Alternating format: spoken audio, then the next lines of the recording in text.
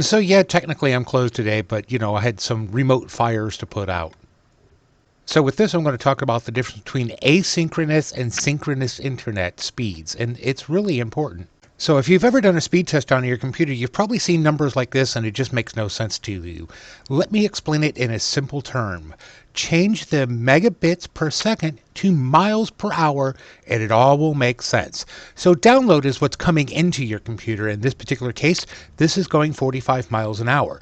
But when you send it back to the internet, you're only sending it at walking speed, 4 miles an hour. Does that make more sense now?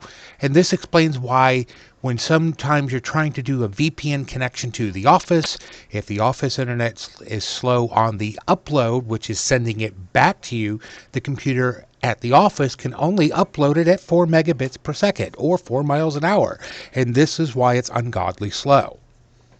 This is my speed. Now, as you can see, I can receive at 550 miles an hour, but I can only send it back out at 40, which for most people using the virtual hard drive service that I provide, 40 miles an hour is perfectly fine. It's not internet fast, but it's enough for you to download your Word files, your spreadsheets, your pictures, and so on and so forth, and it's not a problem. This is also the reason why I'm switching from Spectrum over to Omnifiber, because then I will have 1,000 megabytes down or 1,000 miles an hour down and 1,000 miles an hour up. And so my service is going to get a whole lot faster once I switch. So yeah, asynchronous internet is when your download speed is a lot faster than your upload speed. Synchronous is what we all should have, is when the speeds are the same.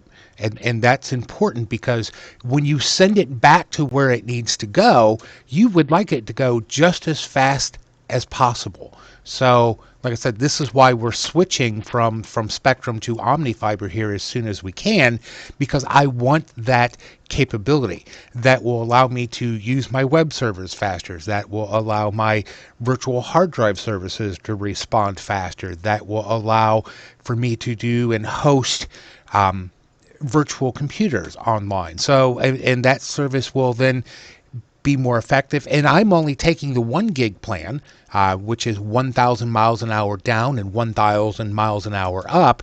But they also offer a 2 gig plan. So if I need to increase it later on, I certainly can.